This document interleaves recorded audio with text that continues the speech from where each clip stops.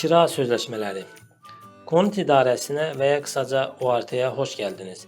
Bu videoda biz kira sözleşmelerine değineceğiz. Kira sözleşmesi mülk sahibinin kira hakkı karşılığında kiracıya kira mülkü üzerinde mülkiyet hakkı verdiği yasal sözleşmedir. Kendinde kiralama şartlarını ve kurallarını içerir. Bu sözleşme iki şekilde imzalanabilir: sözlü veya yazılı. Yazılı sözleşmede tüm tarafların yasal isimleri, kiralık mülkün adresi ve ödenecek kiranın miktarı hakkında bilgiler olmalıdır. Gereksinimlerin tam listesi ORT'nin web sitesinde mevcuttur. Kira sözleşmesinin sözlü olduğu durumlarda mülk sahibi anlaşmayı sağladıktan sonra 20 gün içinde yazılı olarak kendi iletişim bilgilerini sunmak zorundadır. Mülk sahipleri ve kiracılar çeşitli kira sözleşmeleri arasından seçim yapabilirler. Aylık, haftalık veya sabit süreli kiralama. Aylık veya haftalık kiralar uygun bildirim ile yasal olarak feshedilene kadar yürürlükte kalacaktır. Aylık sözleşmeler için bir aylık bildirim, haftalık sözleşmeler için ise bir haftalık bildirim gerekmektedir. Her iki durumda kiracılar kira hakkının ödeme ve gününe kadar bir gün kala bildirimle bulunmak zorundadırlar. Örneğin, kira hakkının Haziran ayının ilk günü yapılması gerekiyorsa ve kiracı Haziran ayının sonuna kadar taşınmak isterse bildirim 31 Mayıs'a kadar verilmelidir.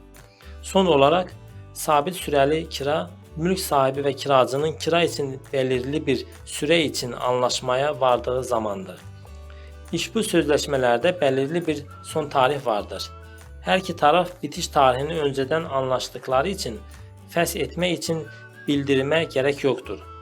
Buna rağmen kira süresinin bitmesine 2 ay kala kiracı ya yenileme şartları teklifinde bulunmak ya da kira süresinin sonunda mülkü terk etmeli olduğunu bilmesi için kiranın yenilenmeyeceğini kiracıya bildirmek zorundadır. Bir şeyi hatırlatmak gerekir ki her kira sözleşmesi standart şartlar denilen şartlarla uyumlu olmalıdır. Bu eyalette her kira hakkına uygulanan kurallar listesidir. Yasal olarak standart şartların bir nüshası her bir yazılı kira sözleşmesine eklenmelidir. Peki bu nasıl çalışıyor? Örneğin, standart şartlar kiracının mülkten tam olarak temiz ve zarara uğramadan çıkışını gerektirir.